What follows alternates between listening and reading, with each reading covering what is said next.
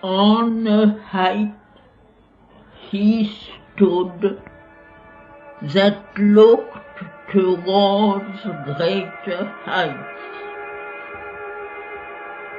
Our earlier portraits to the infinite are sunrise splendors on a marvelous verge, while lingers yet unseen the glorious sun. What now we see is the shadow of what must come. A shapeless memory lingers in us still, and sometimes when our sight is turned within, earth's ignorant veil is lifted from our eyes. There is a short, miraculous escape.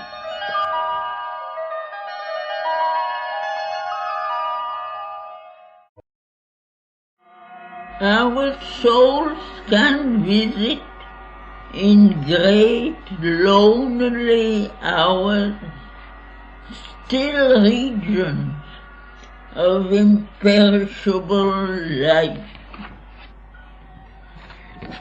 or seeing eagle peaks of silent power, and moon flame oceans of swift, fathomless bliss, and calm immensities of spirit space.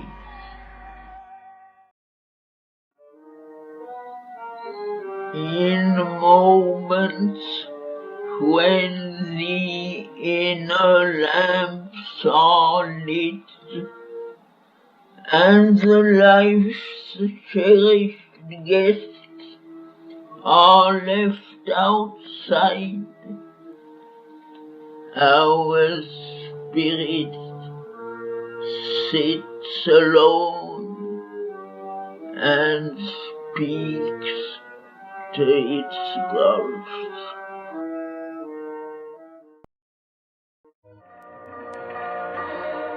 A treasure of honey in the combs of God, a splendor burning in a tenebrous cloak. It is our glory of the flame of God, our golden fountain of the world's delight.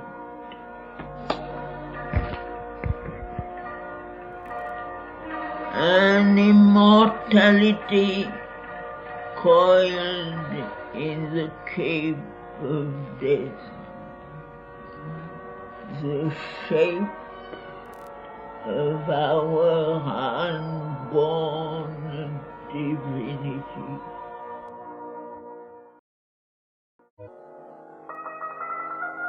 Along a path of eons serpentine, in the coiled blackness of her nascent core, the earth goddess toils across the sands of time.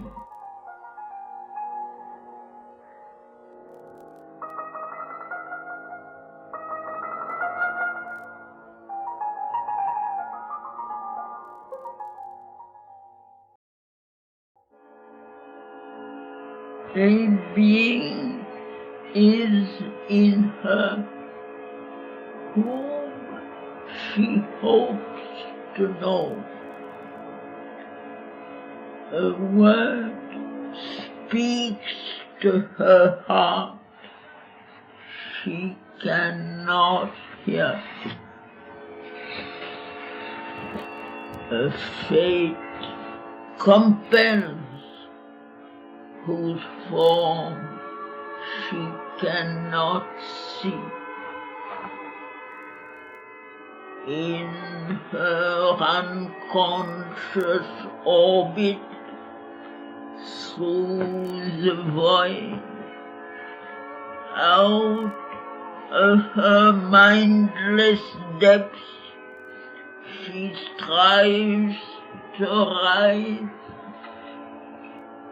A perilous life again, a struggling joy.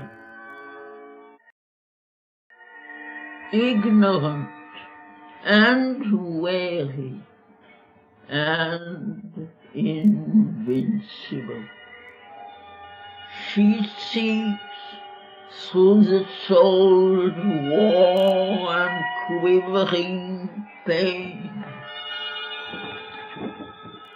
the pure perfection her marred nature needs.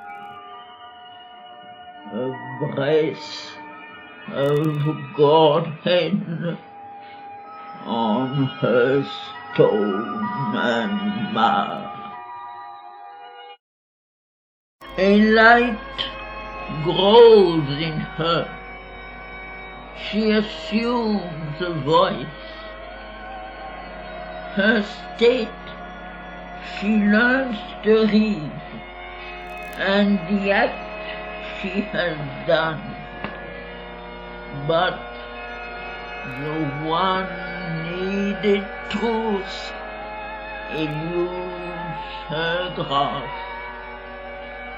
Herself and all of which she is the sign. A vision meets her of supernal powers that draw her as if mind-taking men laws. Approaching with strange, great, luminous gaze, then is she moved to all that she is not, and stretches arms to what was never hers.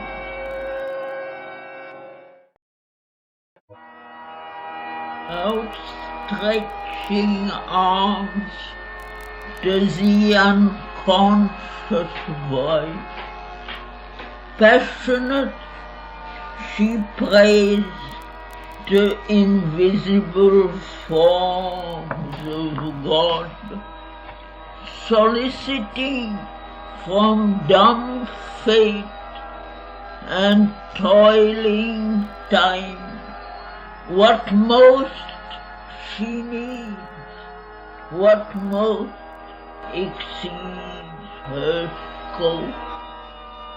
A mind unvisited by illusion's gleams, a will expressive of soul's deity,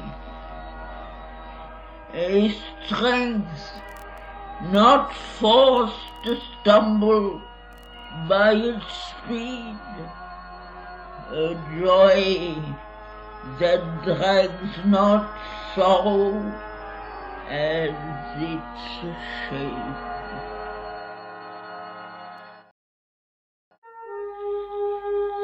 Only the immortals on their deathless heights can see the idea, the might that changed time's course, come amain with light from undiscovered worlds. Here, while the world toils on with its deep, blind heart, the galloping hoofs of the unforeseen event, bearing the superhuman rider near thee and impassive to earth's din and startled cry, return to the silence of the hills of God. As lightning leaps, as thunder sweeps, they pass and leave their mark on the trampled breast of life.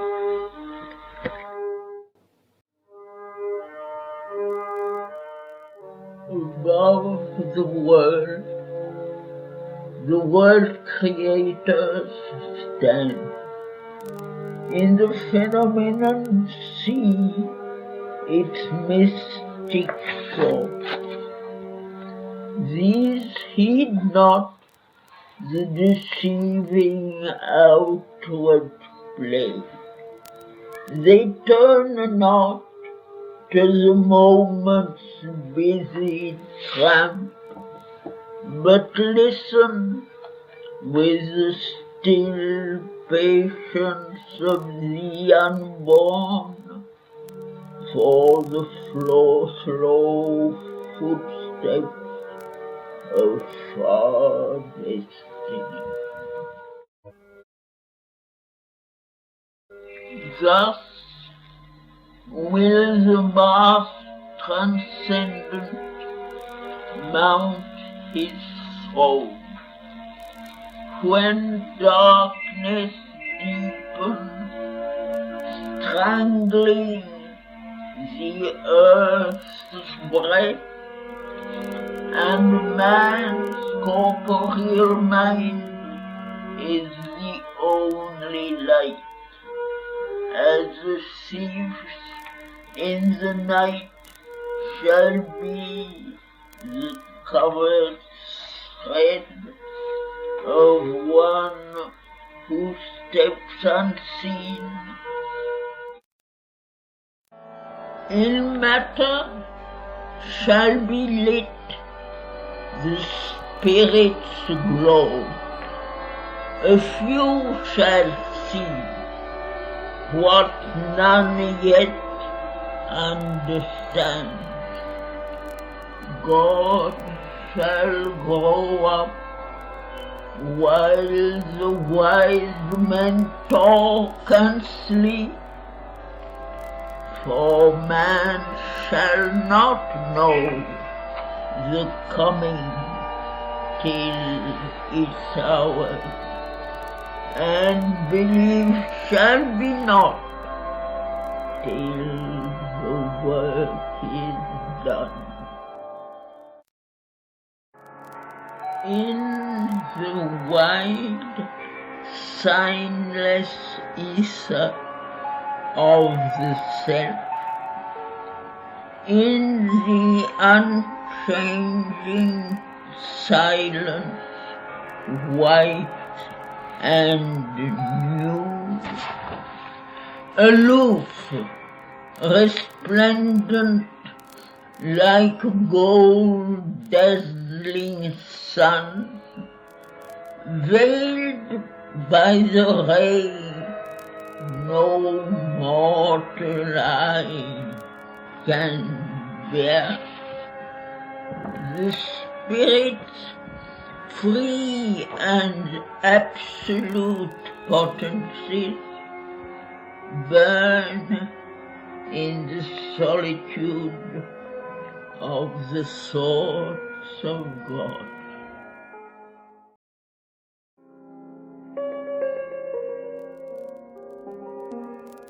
An outstretched hand is felt upon our lives.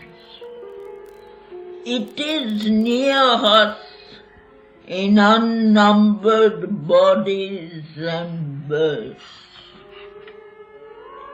In its unshaken grasp, it keeps for us safe the one inevitable supreme result. No will can take away, and no doom change the crown of conscious immortality. The Godhead promised to our struggling souls when first man's heart dared death and suffered life.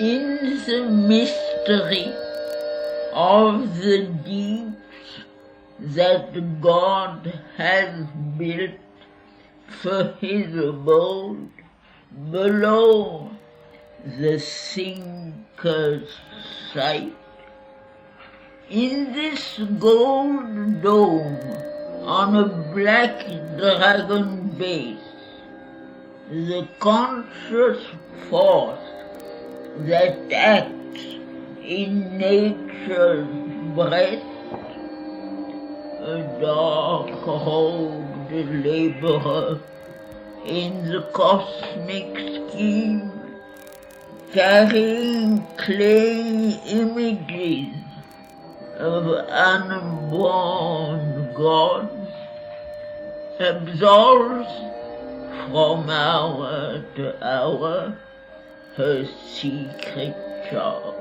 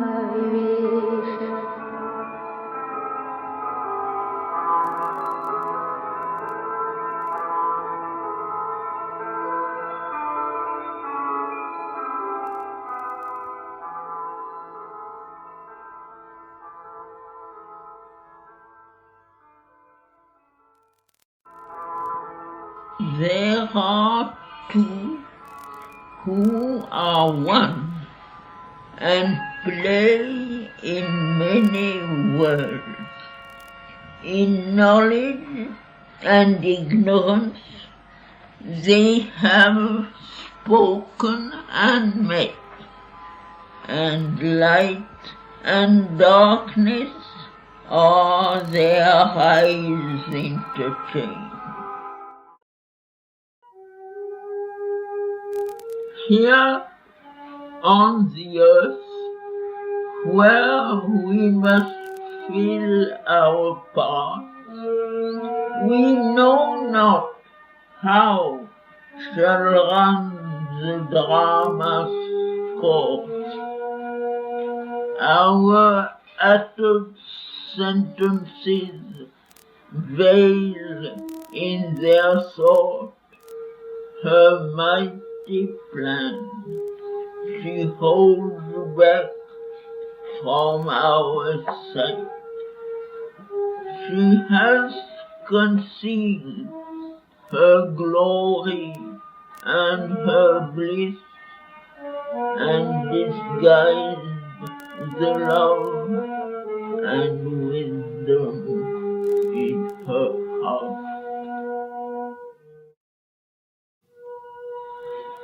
As one too great for him, he worships her. He adores her as his regent of desire. He yields to her as the mover of his will. He burns the incense of his nights and days, offering his life a splendor of sacrifice. He leans on her for all he does and is. He builds on her largesses, his proud, fortunate day, and trails his peacock plumage joys of life, and suns in the glory of her passing smile. Happy, inert, he lies beneath her feet. His breast he offers for her cosmic dawn, of which our lives are the quivering theatre, and none could bear but for his strength within, yet none would leave because of his delight.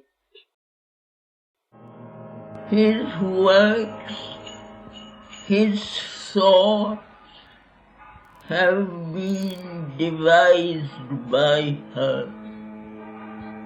His being is a mirror vast of her, active, inspired by her. He speaks and moves. His deeds obey her heart's unspoken demands.